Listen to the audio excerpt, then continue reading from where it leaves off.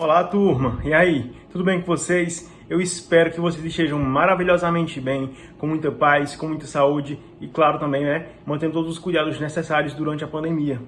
Turma, hoje em nossa aula nós vamos trabalhar com a retomada dos temas estudados, que no caso é a nossa boa e querida revisão.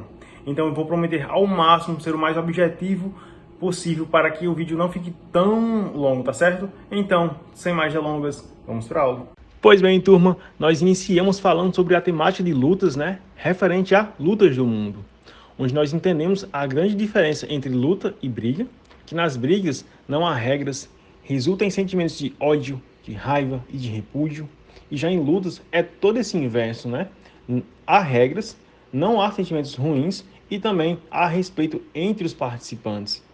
E com isso também nós conhecemos o conceito de luta, que luta ele é um combate entre duas ou mais pessoas com ou sem o uso de armas.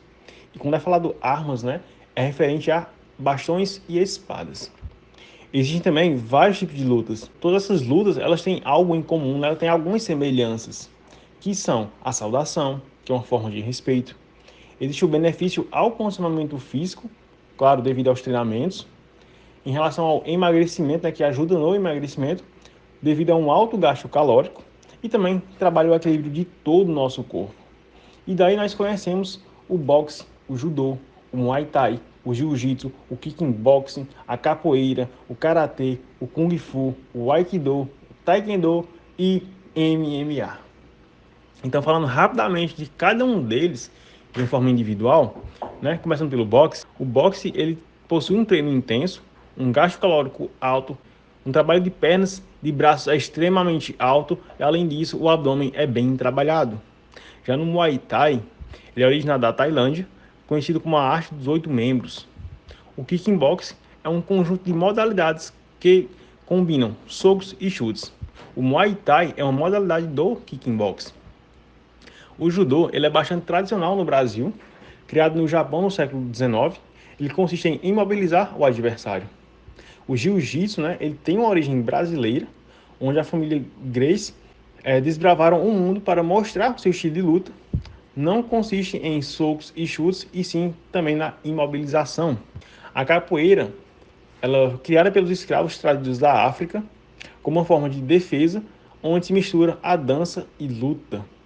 O karatê, originado no Japão, na cidade de Okinawa, no século XX, caracterizado por golpes de mão aberta. O Kung Fu é uma arte marcial chinesa, também é uma forma de exercício espiritual que busca atingir um estágio de concentração e autodisciplina.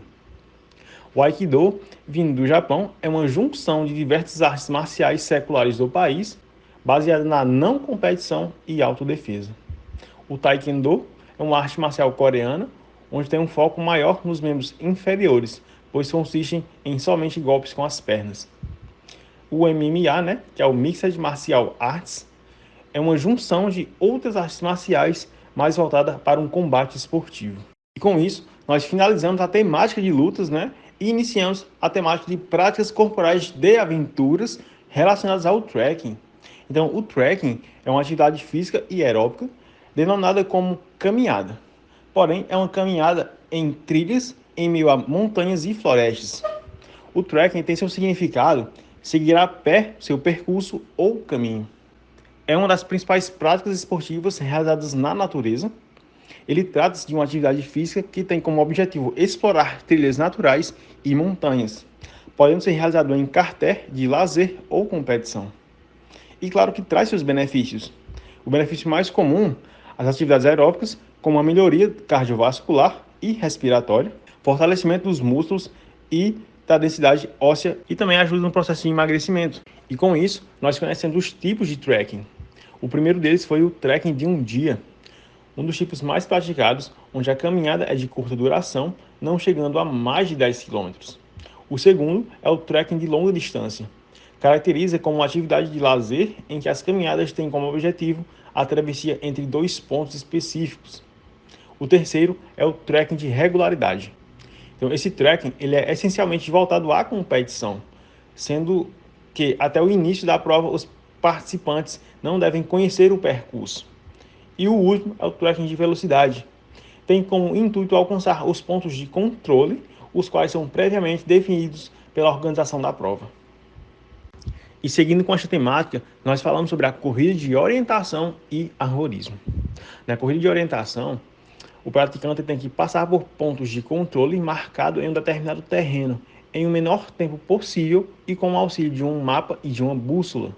E claro que existem habilidades de orientação, que são a leitura precisa do mapa, avaliação e escolha da rota, o uso da bússola, concentração sob tensão, tomar decisão rápida, correr em terreno natural, manter o controle da distância percorrida.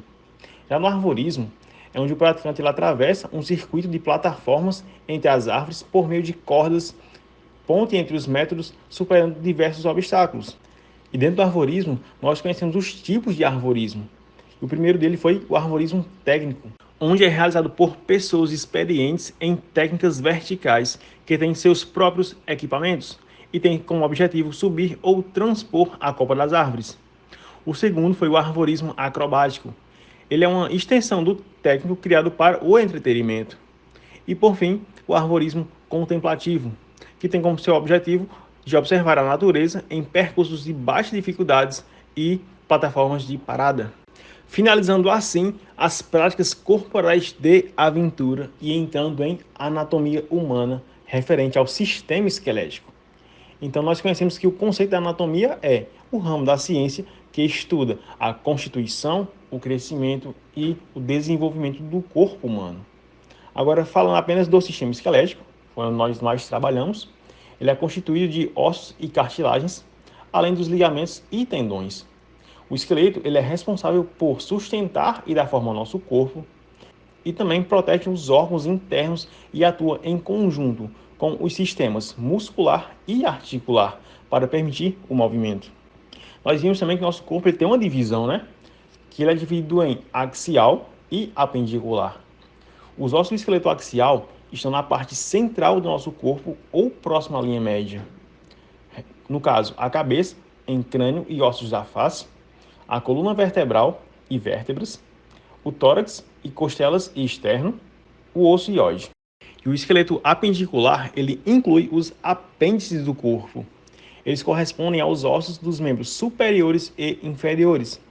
Além disso, o esqueleto apendicular possui os ossos que ligam ao esqueleto axial, as chamadas cintura escapular e cintura pélvica. Falamos adiante sobre as fontanelas, Que as fontanelas, elas são as regiões da cabeça de um recém-nascido que não são envolvidas pelos ossos do crânio. Assim, elas se fecham à medida que o bebê cresce e se desenvolve, levando à aproximação dos ossos craniais, Então, as fontanelas são os espaçamentos. E com isso, nós chegamos no nome dos ossos, Nós entendemos que cada osso do nosso corpo, ele recebe um nome.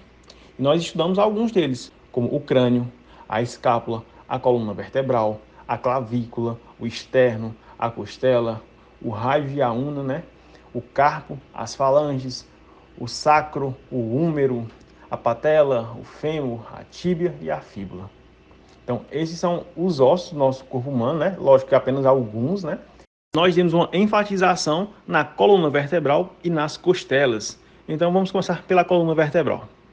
Nós entendemos que os ossos da coluna são chamados de vértebras e existem 33 vértebras na coluna, sendo 7 cervicais, 12 torácicas, 5 lombares, 5 sacrais e 4 coxígenas, onde nós denominamos também que as cervicais vão de C1 a C7, a torácica de T1 a T12, as lombares de L1 a L5, as sacrais de S1 a S5 e as coxígenas são fundidas.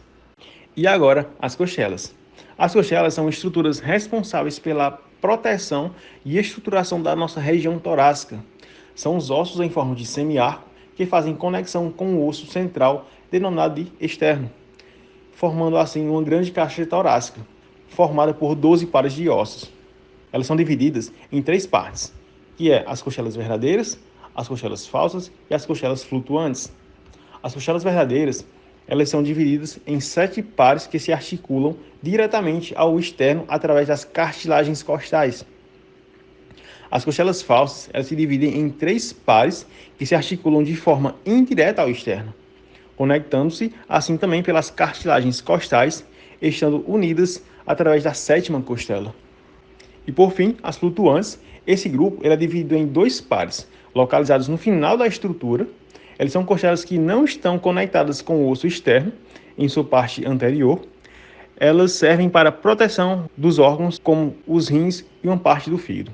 Então, turma, nós chegamos ao final de nossa aula, onde hoje foi nossa retomada dos temas trabalhados, no qual eu tentei resumir ao máximo, de uma forma bem precisa e objetiva, tudo que nós trabalhamos durante esse bimestre. Se por acaso eu falei rápido, se por acaso não, eu sei que eu falei rápido, mas espero que não muito rápido, então vamos me desculpando aí, essa questão aí, mas tentei ao máximo fazer esse vídeo não ficar muito longo. Então, no mais, gente, tenham um bom dia, uma boa tarde, boa noite, um forte abraço, fiquem com Deus e até uma próxima. Fui!